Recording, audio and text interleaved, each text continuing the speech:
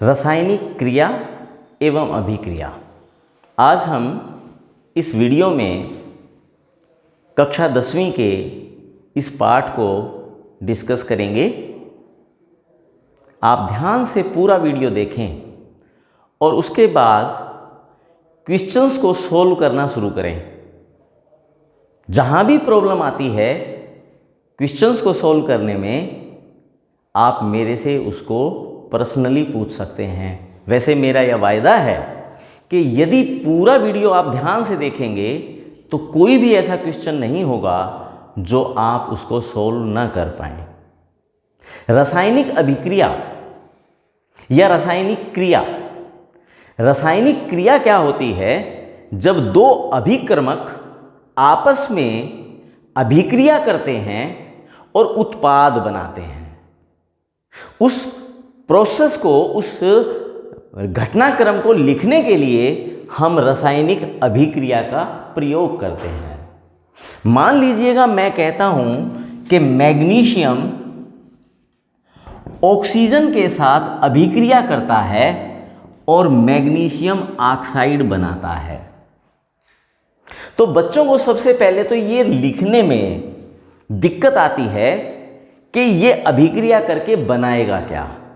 उसके लिए मैं आपको छोटा सा एक काम देता हूं कि आप इन चीजों को याद कर लें, तो फिर आप अभिक्रिया याद नहीं करेंगे, अपने आप लिखना शुरू कर देंगे। आपको 9th क्लास में भी मैंने बताया था कि जो धातु होती है उनके ऊपर धन आवेश होता है। सोडियम के ऊपर +1 होता है, पोटासियम के ऊपर भी +1 होता है, मैग्नीशियम के ऊपर +2 होता है, बेरियम के ऊपर भी +2 होता है, कैल्शियम के ऊपर भी +2 होता है, एल्यूमिनियम के ऊपर +3 होता है, आयरन के ऊपर +2 भी होता है और +3 भी होता है। इसी तरह से कॉपर के ऊपर +2 भी होता है और कॉपर के ऊपर +1 भी होता है। ये सब धातुएं हैं जिनके ऊपर धन आवेश है। कुछ ऋणावेशित आयन होते हैं, जैसे हाइड्रोक्साइड OH के ऊपर -1 चार्ज है, इसको बोलते हैं हाइड्रोक्साइड।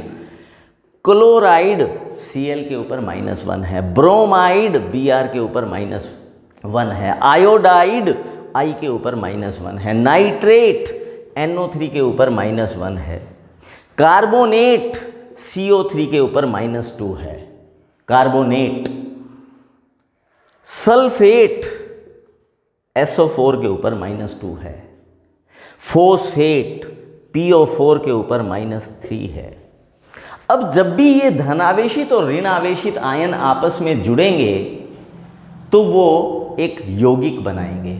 उनको लिखने का तरीका क्या है?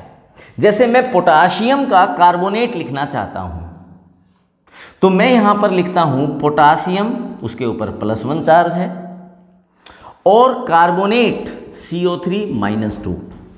अब करना यह है कि जब ये दोनों आपस में जुड़ेंगे तो पोटासियम के नीचे उसका जो आवेश है वो लिख देंगे K2, और CO3 के नीचे ब्रैकेट में लिख करके 1 लिख सकते हैं। 1 लिखने की जरूरत नहीं होती है, तो ये बन गया पोटासियम कार्बोनेट। लेकिन मैं अगर कैल्शियम कार्बोनेट लिखता हूं तो कैल्शियम पर +2 चार्ज है और कार्बोनेट पर -2 चार्ज है, तो ये भी 2 आना है, ये भी 2 आना है, कैंसिल हो जाएगा, तो इसका सीधा यौगिक बन जाएगा CaCO3। यानी इसका आवेश उसके नीचे, उसका आवेश इसके नीचे, रेसिप्रोकल होता है। और अगर दोनों का सेम है तो कोई आवेश, कोई ब्रैकेट के नीचे वगैरह कुछ स्टिक्योमेट्रिक कोफिशिएंट लिखने की जरूरत नहीं है। अब मैं इस चीज का यूज करता हूं क्योंकि इस तरह के क्वेश्चंस आपको बहुत दिए गए हैं और पेपर में भी आने वाले हैं कि दिए गए घटनाक्रम को अभिक्रिया के रूप में लिखें। सोडियम सल्फेट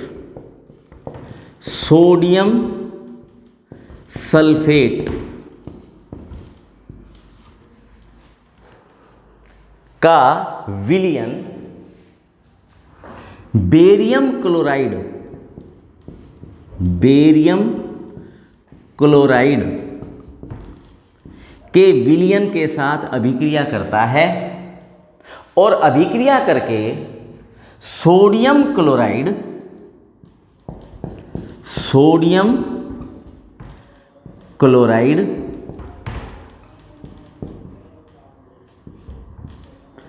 तथा बेरियम सल्फेट के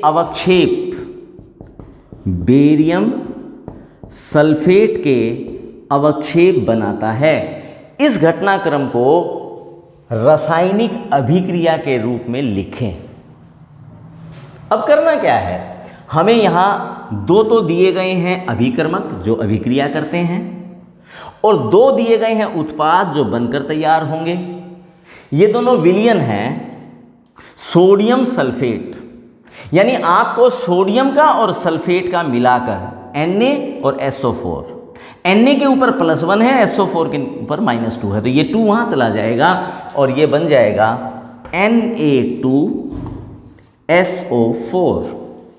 सोडियम सल्फेट का विलयन है, इसलिए इसके ब्रैकेट में एक्वस लिख देते हैं AQ का मतलब एक्वस होता है यानी पानी में घुला हुआ है। ध्यान से क्वेश्चन को पढ़ना, उसमें दिया हुआ है सोडियम सल्फेट का विलयन। सोडियम सल्फेट का विलयन का मतलब है कि वो पानी में घुला हुआ है और इस कारण से हम उसके ब्रैकेट में एक्वस लिखते हैं, क्योंकि किसी भी यौगिक के ब्रैकेट में उसकी फिजिकल भौतिक अवस्था लिखना आवश्यक है। अगर कोई गैस है तो उसके ब्रैकेट में G लिखना है, अगर कोई ठोस है तो उसके ब्रैकेट में सॉलिड के लिए S लिखना है, और अगर वो पानी में घुला हुआ है या किसी भी सॉल्वेंट में विलायक में घुलकर उसने विलयन बना दिया है तो उसके ब्रैकेट में विलयन के लिए एक्वस का AQ लिखना है। अगला भी विलयन है, वो है बेरियम क्लोराइड का, यानी बेरियम और क्लोराइड, इसके ऊपर -1 है, वो बेरियम के नीचे आएगा, 1 लिखने की जरूरत नहीं होती। यहाँ +2 है, क्लोरीन के नीचे 2 जाएगा, यानी BaCl2 एक्वस। अब ये बनाएगा क्या, ये बनाएगा सोडियम सल्फेट, सोडियम क्लोराइड। अब सोडियम का क्लोराइड के साथ +1 -1, कुछ नहीं करने की जरूरत, NaCl, और ये भी विलयन ही बनेगा। अवक्षेप इसके लिए लिखा हुआ है, अवक्षेप इसके लिए लिखा हुआ है NaCl एक्वस। अवक्षेप का मतलब है वो नीचे बैठ गया है, उसके लिए अवक्षेप के लिए हम ब्रैकेट में PPT लिखते हैं। किस चीज़ के हैं, barium sulphate, barium Ba+2, sulphate SO4 -2, बस इनको जोड़ देना है क्योंकि यहाँ +2 है यहाँ -2 है, BaSO4 बस अवक्षेप है इसलिए ब्रैकेट में PPT और लिख दें। अब इसको चेक करें कि बैलेंस है कि नहीं, क्योंकि जितने तत्व यहाँ होने चाहिए इस एरो के लेफ्ट हैंड साइड पर उतने ही राइट हैंड साइड पर होने चाहिए। यहाँ सोडियम कितने हैं, 2 हैं, Na2 लिखा हुआ है। यहाँ Na कितने हैं, नीचे भी 1 है यहाँ भी 1 है, इसका मतलब सोडियम 1 है। बैलेंस करते वक्त मैं नीचे नहीं जोड़ सकता, मैं यहाँ लगा सकता हूँ। जब मैं यहाँ 2 लगाऊंगा इसका मतलब क्लोरीन भी 2 हो गए हैं। सोडियम तो हो गए बैलेंस, क्लोरीन को चेक करना है। यहाँ क्लोरीन 2 हैं, यहाँ भी क्लोरीन 2 है। बेरियम यहाँ कितना है, 1, बेरियम यहाँ भी 1 है, SO4 1 है, वहाँ भी 1 है, ये बैलेंस हो गया। इस प्रकार से आपने केमिकल रिएक्शंस को लिखना है और उसको बैलेंस करना है। आप देखें मैग्नीशियम के रिबन को जब हम जलाते हैं तो मैग्नीशियम ऑक्साइड का एक वाइट पाउडर, सफ़ेद रंग का पाउडर बन जाता है जो मैग्नीशियम ऑक्साइड होता है। इसको हमें बैलेंस करना है। तो मैग्नीशियम तो यहाँ 1 ही है, ऑक्सीजन यहाँ पर 1 है जबकि यहाँ 2 है, तो ऐसा करने के लिए मैं मैग्नीशियम ऑक्साइड के आगे 2 लगाऊंगा। अब ऑक्सीजन यहाँ भी 2 हो गए, यहाँ भी 2 हो गए, लेकिन ऐसा करते हुए मैग्नीशियम यहाँ 2 है यहाँ 1 है, इसलिए इसको मैं 2 से मल्टीप्लाई कर दूंगा। तो अब यहाँ मैग्नीशियम भी 2 हो गए, मैग्नीशियम भी 2 हो गए, ऑक्सीजन भी 2 हो गए, ऑक्सीजन भी 2 हो गए। ये नहीं किया जा सकता कि मुझे ऑक्सीजन की संख्या है तो मैं यहाँ 2 कर दूँ, ये तो अलाउड नहीं है ना, क्योंकि मैग्नीशियम के ऊपर +2 चार्ज है, ऑक्सीजन के ऊपर -2 है, तो MgO ही फार्मूला बनेगा। तो नीचे नहीं जोड़ सकते हम बैलेंस करते वक्त, हमें यहाँ पर ही ऐसा करते हो सकता है ऑक्सीजन की संख्या तो बढ़ेगी, मैग्नीशियम की भी बढ़ जाएगी, तो हम मैग्नीशियम उधर से भी बैलेंस कर देंगे। बैलेंस करते वक्त एक बात का ध्यान रखना कि शुरुआत में कौन से तत्वों को बैलेंस किया जाए। मैंने इसमें पहले मैग्नीशियम को बैलेंस किया या ऑक्सीजन को, इसमें तो कोई फर्क पड़ेगा, लेकिन मैं आपको एक रिएक्शन बैलेंस करके दिखाता हूं कि बैलेंस कैसे किया जाता है और किन सावधानियों को आपने ध्यान में रखना है जब भी किसी अभिक्रिया को आप बैलेंस करते हैं। एक क्वेश्चन इसमें यह भी पूछा जाता है कि मैग्नीशियम रिबन को जलाने से पूर्व उसको साफ क्यों कर लेना चाहिए। इसका उत्तर यह है कि मैग्नीशियम एक बहुत अभिक्रियाशील धातु है और इसके ऊपर एक मैग्नीशियम ऑक्साइड की परत जमा हो जाती है। जलाने से पूर्व उस मैग्नीशियम ऑक्साइड की परत को हटाना आवश्यक है, इसलिए हमें मैग्नीशियम ऑक्साइड बनाने के लिए, मैग्नीशियम के रिबन को जलाने के लिए उसे पहले साफ कर लेना चाहिए। एक बहुत फेमस रिएक्शन है फोटोसिंथेसिस, प्रकाश संश्लेषण, जिसमें कार्बन डाइऑक्साइड गैस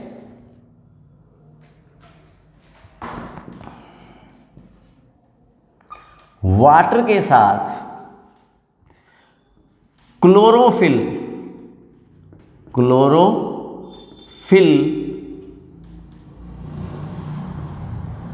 की उपस्थिति में तथा सूर्य के प्रकाश की उपस्थिति में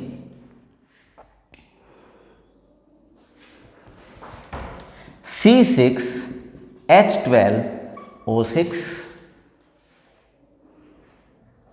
प्लस O2 बनाता है। ये एक्वस बनेगा, ये गैस बनेगी। अब हमें इसको बैलेंस करना है। तो बैलेंस करने का एक बहुत बड़ी और इंपॉर्टेंट सावधानी है कि सबसे लास्ट में किसको बैलेंस किया जाए और सबसे पहले किसको किया जाए। इस अभिक्रिया में मैं देखता हूं कि ऑक्सीजन केवल ऑक्सीजन के साथ जुड़ा हुआ है, O2 बना रहा है। मैं बाकी सबको पहले बैलेंस करूंगा, ऑक्सीजन को लास्ट में बैलेंस करूंगा। बस ये ध्यान रखें, बाकी सब चीज़ों को पहले कर लें, ऑक्सीजन क्योंकि ऑक्सीजन से जुड़ के O2 बना रहा है उसको लास्ट में करना है। कार्बन यहाँ कितनी है? 1। यहाँ कार्बन कितनी है? 6 हैं, तो मैं इसको 6 से मल्टीप्लाई कर दूँगा। अब ये कहेगा कि ऑक्सीजन को बैलेंस करने का मन करेगा, ना करें अभी, क्योंकि ऑक्सीजन अकेला है इस अभिक्रिया में, उसको लास्ट में करें। पहले हाइड्रोजन को कर लेते हैं। हाइड्रोजन यहाँ कितनी है? 12 है, तो मैं यहाँ 6 से मल्टीप्लाई कर देता हूँ। 6 2 = 12, 6 दूनी 12, तो 12 हाइड्रोजन एटम यहाँ पर है, 12 यहाँ पर है। अब मैं कार्बन को भी बैलेंस कर चुका हूँ, हाइड्रोजन को भी बैलेंस कर चुका हूँ। अब मैं ऑक्सीजन की तरफ ध्यान दूंगा। यहाँ ऑक्सीजन है 12 और 6 18, 18 ऑक्सीजन है इधर, और यहाँ कितनी है सर? 6 है।